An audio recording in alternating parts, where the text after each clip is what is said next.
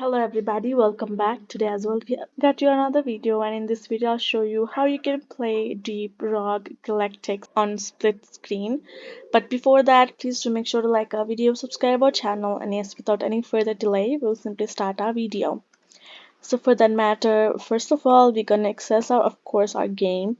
Once we have done so, you can actually access your game in anywhere, your PlayStation, your Xbox, wherever you prefer to play.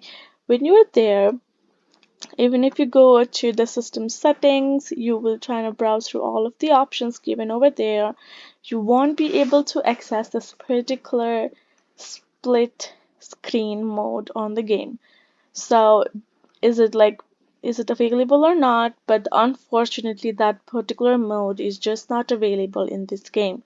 So even if you invite your friends to the lobby, even if you think that you might have the option, but apparently and unfortunately they do not have that mode yet, and we can only hope for it in the future. They might update it, and regarding that we will sure to let you know. But for currently for right now time, they do not have that mode, unfortunately.